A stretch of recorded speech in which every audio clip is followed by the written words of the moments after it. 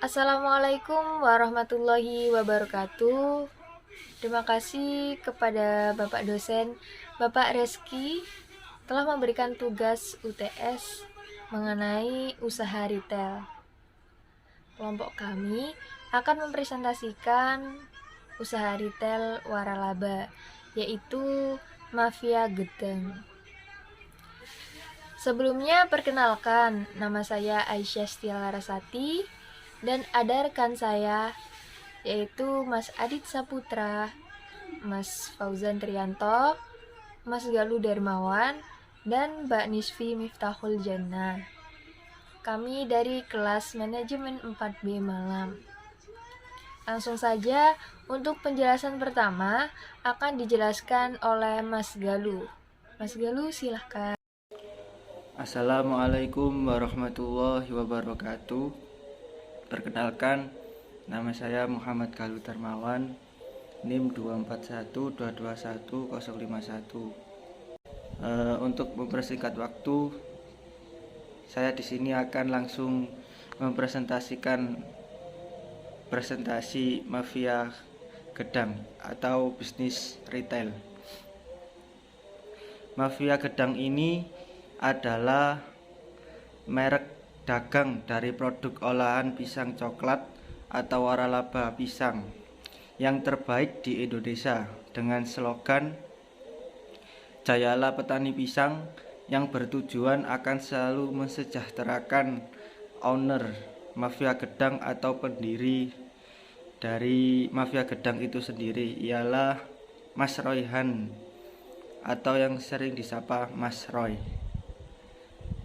Latar belakang Mas Roy ialah berasal dari Surabaya, tepatnya Tambak Sari. Sejarah Mafia Gedang berdiri pada tahun 2019.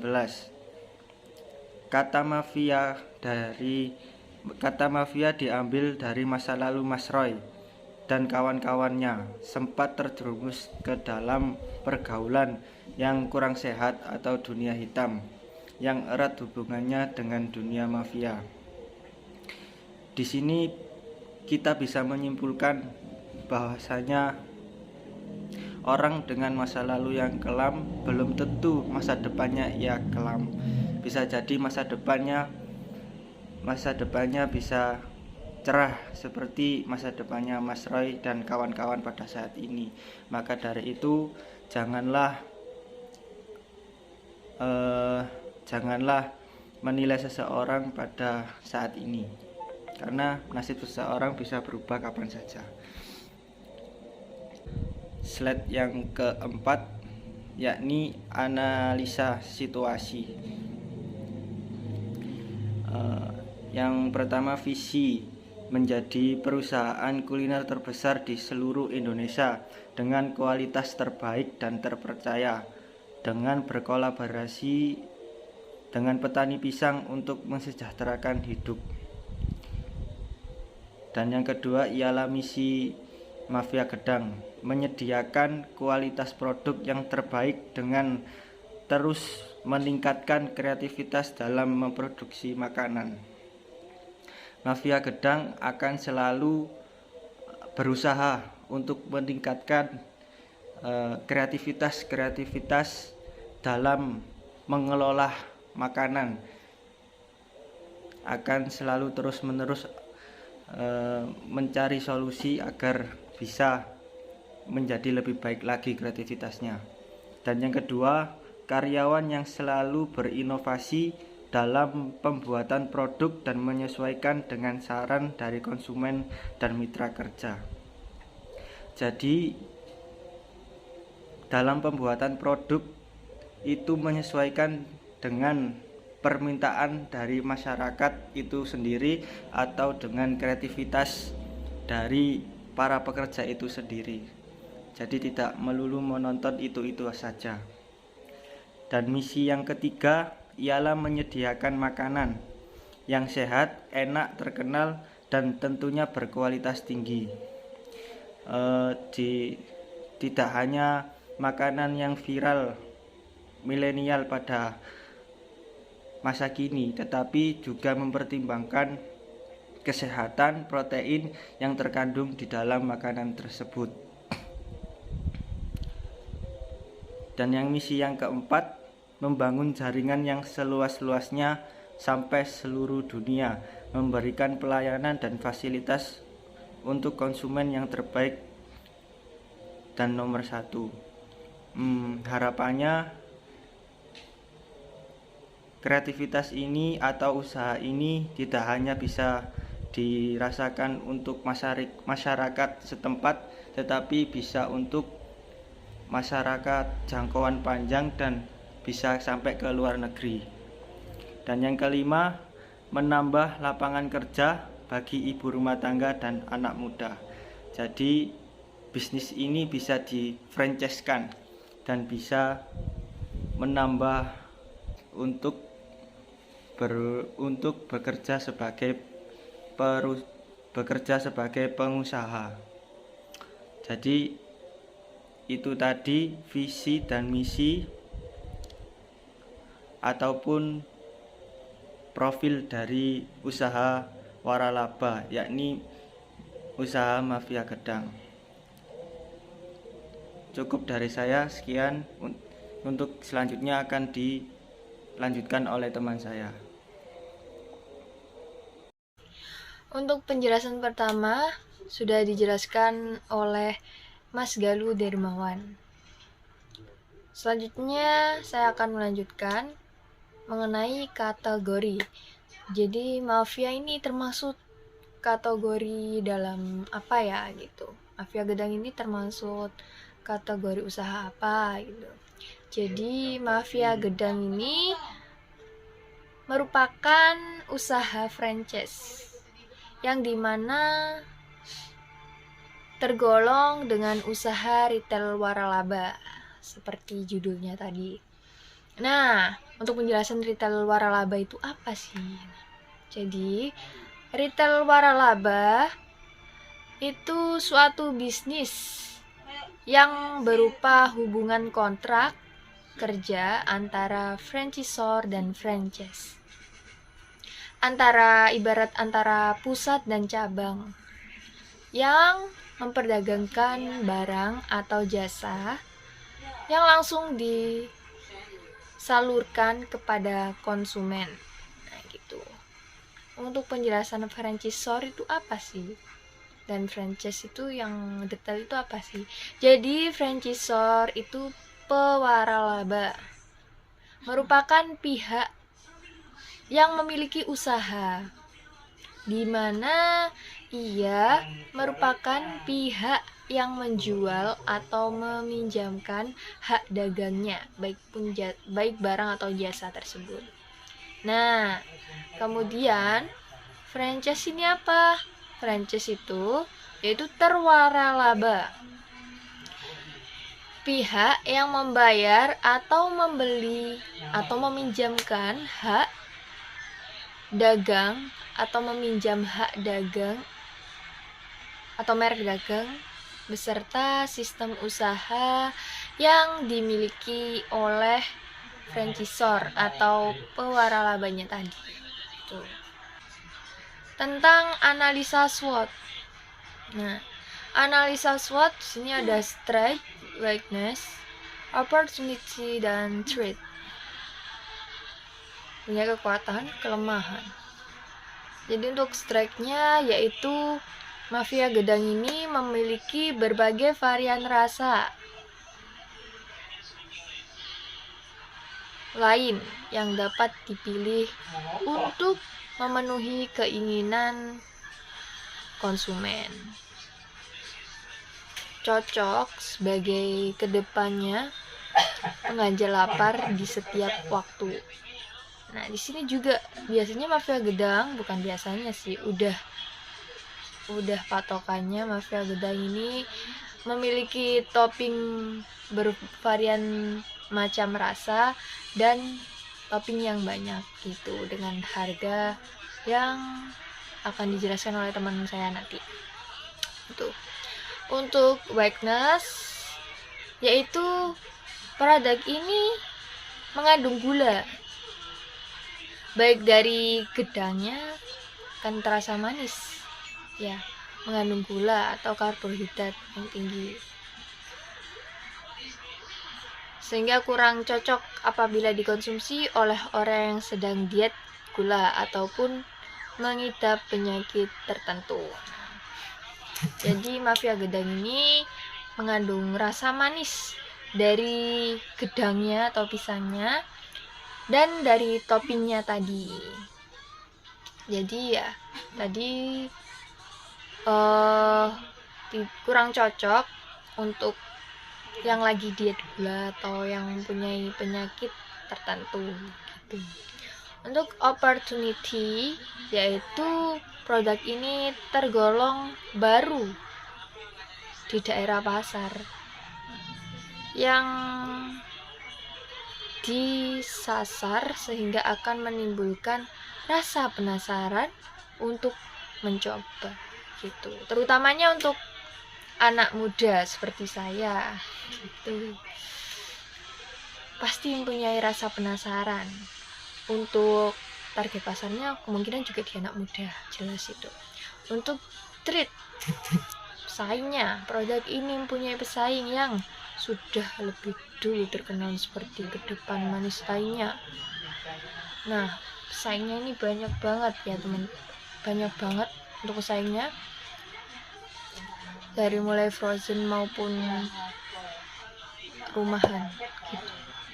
Nah, sekian untuk penjelasan saya. Selanjutnya akan dilanjutkan oleh Mbak Nisfi Miftahul Jannah. Silahkan, Mbak.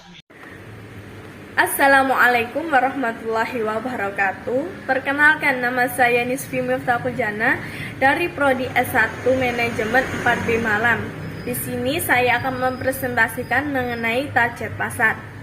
Target pasar adalah kelompok konsumen yang menjadi sasaran bisnis agar bisa membeli produk tersebut. Produk tersebut yang kami jual adalah produk mafia gedang. Target pasar mafia gedang ini sangat-sangat menguntungkan sekali. Kita di sini menggait kaum milenial atau kaum anak muda, karena anak muda di zaman saat ini sangat menyukai dengan makanan kekinian. Dan target pasar mafia gedang ini berfokus pada pemasaran terkonsentrasi, karena usaha ini adalah usaha franchise food yang dapat dijangkau oleh batasan umur anak, laki-laki, perempuan, dan kita bisa mempromosikannya seluas mungkin. Bisa dikatakan dengan mass marketing atau yang disebut dengan pemasaran massal. Objectives skenario penjualan mafia gedang, contohnya di paket outdoor. Di rata-rata penjualan perharinya kita sepi biasanya itu 20 pak. Jika tidak terlalu ramai itu bisa mencapai 50 pak, dan jika ramai bisa 100 pak atau lebih dengan harga 20.000 per pak. Banyak sekali varian rasa yang ada di mafia gedang tersebut, banyak dan sangat-sangat murah, enak, lezat, dan jumlah harinya adalah 30 hari. Total pendapatannya per bulan sangat tergantung dari penjualan tersebut. Jika penjualan tersebut sepi, bisa per bulan mendapatkan 12 juta. Jika tidak terlalu ramai bisa mendapatkan 30 juta. Jika ramai bisa mendapatkan 60 juta lebih. Harga pokok penjualannya bahan baku dibagi menjadi 2 dari hasil pendapatan per bulannya. Jika sepi 6 juta rupiah dibagi ramai sedang 15 juta rupiah, jika ramai 30 juta rupiah. Berikut daftar biaya operasional mafia gedang. Mafia gedang sendiri mempunyai rincian. Bisa kita lihat untuk gaji karyawannya per orang mendapatkan 1.500.000 rupiah. Jika 2 orang mendapat 3 juta yang dikeluarkan, dan jika 3 orang bisa 3 juta lebih. Untuk sewa tempatnya sendiri kita dikenakan Rp1.000.000, biaya listriknya Rp70.000, biaya yang lain-lainnya seperti membeli topping, membeli LPG, membeli minyak, itu sekitar per bulannya kita mengeluarkan Rp800.000. Jadi total biaya operasionalnya untuk per satu orangnya Rp2.870.000. Jika 2 orang Rp4.870.000. Dan profit bersihnya yang kita dapatkan senilai selama 1 bulan itu Rp3.137.000 dalam balik modalnya 7 bulan jika 1 orang. Jika 2 orang, total biaya operasionalnya Rp4.870.000 dan profit bersih yang kita dapat mencapai Rp10.199.930 dan balik modalnya sudah 2 bulan sudah bisa balik modal. Sekian dari saya. Wassalamualaikum warahmatullahi wabarakatuh. Assalamualaikum warahmatullahi wabarakatuh. Perkenalkan, nama saya Fauzan Trianto. NIM saya 241221052. Kelas 4B malam semester 4. Baik, di sini saya akan melanjutkan dari teman saya yaitu Mbak Niswi. Di sini saya akan menerangkan tentang overall strategi. Controllable variables, strategi barang. Mafia Gedang sendiri dibuat fresh setiap hari untuk menjaga cita rasa yang khas dengan packing yang memenuhi standar dan diuji coba lab untuk mengetahui kehigienisan. Jadi strategi barang dari Mafia Gedang sendiri yaitu produknya dibuat fresh. Jadi produknya langsung dikerjakan oleh pabrik Mafia Gedang sendiri.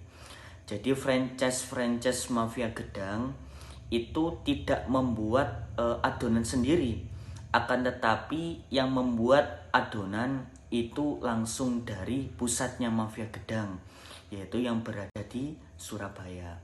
Lah adonan-adonan tersebut kemudian disebar ke semua franchise-nya Mafia Gedang, sehingga cita rasa dari Mafia Gedang itu terjaga. Kemudian strategi barang yang selanjutnya yaitu Mafia Gedang menggunakan packaging. Jadi packaging Mafia Gedang ini berbeda dengan packingan atau packaging yang lain-lain. Kalau biasanya orang yang jualan itu menggunakan packaging seperti styrofoam ataupun mika dan lain sebagainya. Akan tetapi untuk Mafia Gedang sendiri ini ada packaging sendiri, yaitu untuk apa? Untuk terlihat unik, untuk terlihat berbeda dari kompetitor-kompetitor yang lainnya, sehingga Mafia Gedang ini bisa dikenal oleh halayak yang lain. Kemudian Mafia Gedang juga sudah diuji coba lab, yang mana uji coba tersebut agar mengetahui bahwa Mafia Gedang ini, produk Mafia Gedang ini merupakan produk yang higienis. Kemudian strategi lokasi. Ada beberapa tipe tempat yang bisa dipilih untuk usaha Anda, seperti mall, sentra usaha, perumahan, pinggir jalan, dan sebagainya. Setiap daerah seluruh Indonesia sudah banyak bergabung dengan bisnis Mafia Gedang. Untuk strategi lokasi dari Mafia Gedang itu sangat banyak sekali. Bisa di perumahan, bisa di mall, ataupun bisa di pinggir jalan. Akan tetapi mayoritas kebanyakan dari franchise-nya Mafia Gedang itu berada di pinggir jalan. Selain tempatnya itu strategis, di pinggir jalan itu merupakan tempat yang strategis, di pinggir jalan juga merupakan tempat yang bisa dikenal dengan calon konsumen, bisa dengan mudah dijumpai oleh konsumen. Sehingga letak di pinggir jalan itu merupakan letak yang paling strategis untuk Mafia Gedang. Oleh sebab itu, mayoritas kebanyakan dari franchise Mafia Gedang itu memakai strategi lokasi yang berada di pinggir jalan. Kemudian strategi penetapan harga. Strategi penetapan harga. 1. Harga normal Mafia Gedang mulai dari 20.000 hingga 25.000. Jadi di pusat sudah distandarisasi untuk harga Mafia Gedang sendiri itu dimulai dari harga 25 saya ulangi, dimulai dari harga 20.000 sampai 25.000. 2. Untuk event biasanya menetapkan harga 15.000 dengan kuota terbatas dan waktu tertentu. Tetapi kalau misalnya ada sebuah event, ada sebuah bazar, maka harganya itu 15.000. Tetapi walaupun harganya 15.000, tetap ada kuota di dalam penjualan tersebut. Kemudian yang selanjutnya yaitu strategi promosi. Di Mafia Gedang sendiri banyak sekali melakukan strategi promosi. Yang kami tulis di sini ada 4 strategi dari Mafia Gedang. Yang pertama, promosi dari mulut ke mulut. Kemudian yang kedua, iklan di media sosial, baik itu TikTok, WA, Instagram maupun Facebook. 3. Kemasan yang unik dan berkesan mewah. 4. Menjual keunikan dari Mafia Gedang, baik dari rasa, bentuk, ataupun topping yang banyak. Itu tadi overall strategi dari Mafia Gedang. Sekian dari saya, mungkin dilanjut oleh teman saya. Sekian, wassalamualaikum warahmatullahi wabarakatuh.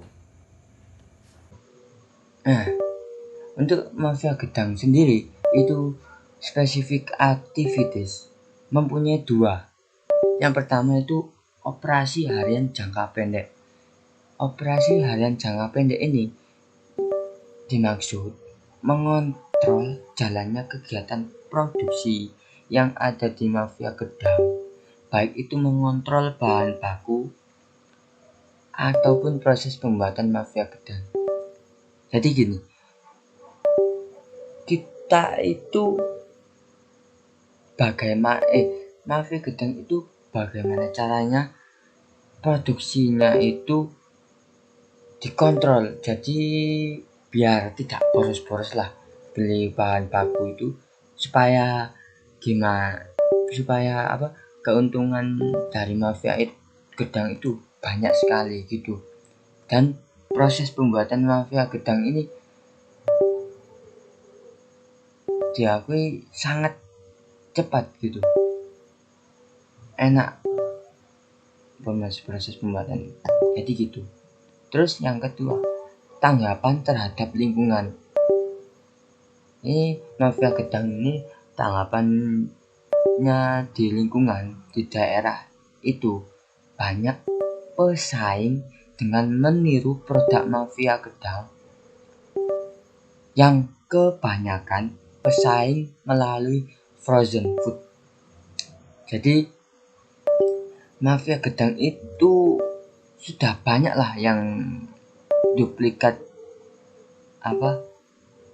produknya Mafia Gedang itu tadi. Jadi kayak itu tadi pesaingnya melalui frozen food itu tadi. Jadi rata-rata itu spesifik aktivitiesnya Mafia Gedang. Nah, sebentar. Ini yang kontrol ya. Ini kontrol dari Mafia Gedang. Gini, kontrolnya Mafia Gedang itu dengan melalui 2 cara, yaitu evaluasi dan penyesuaian. Evaluasi itu menunjang ketahanan franchise, biasanya melakukan sidak setiap food franchise Mafia Gedang. Jadi dengan adanya komplain atau tidak itu tadi, kita menunjang ketahanan franchise itu tadi. Terus penyesuaian.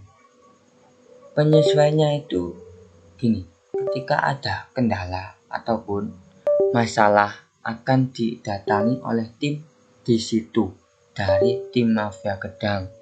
Jadi penyelesaian masalahnya itu didatangi tim dari Mafia Gedang supaya bisa terselesaikan masalah yang itu tadi. Terima kasih kepada teman-teman yang sudah menonton, yang sudah menyimak presentasi kami ini. Semoga bermanfaat selalu kepada teman-teman. Dan